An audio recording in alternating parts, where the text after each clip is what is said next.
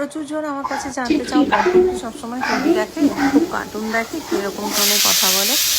তো আমি এটুকুই বলবো, যেরকমভাবে এখন তোমরা ওকে পড়তে দেখছো, ওর কিন্তু বেশিরভাগ সময়টা এরকমভাবেই কাটে। হয় ওর নিজস্ব এডুকেশনাল টয়েস যেগুলো আছে সেগুলো নিয়ে, নয়তো এরকমভাবে আমার প্রত্যেকটা ঘরের দেওয়ালে এরকম এডুকেশনাল চার্টগুলো আমরা পেস্ট করে রেখেছি গ্লু দিয়ে।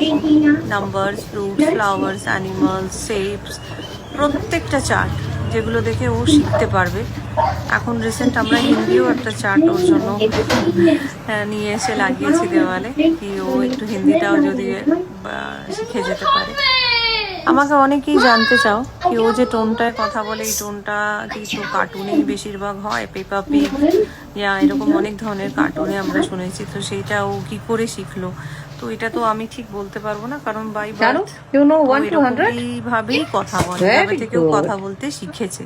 আর আমরাও খুব কমফোর্টেবলি ওর সাথে ইংলিশেই কথা বলি, হয়তো সেই কারণেই ও ইংলিশটা একটু বেশি ওর মধ্যে সেই জিনিসটা কাজ করে। বাকি ও বোঝে প্রত্যেকটা ল্যাঙ্গুয়েজ, হিন্দি, ইংলিশ, বেঙ্গলি তিনটেই ও বোঝে, বাট ও কমফোর্টেবল হচ্ছে ইংলিশে, তো তাই সেই জন্য আমরাও ওকে ইংলিশেই রেসপন্স করি। খুব বুঝেই ও কথা বলে, কোনো ওয়ার্ড বা কোনো লাইন ও ভুল বলে না। তো এই ছিল আজকের আমার তোমাদের সাথে একটু গল্প।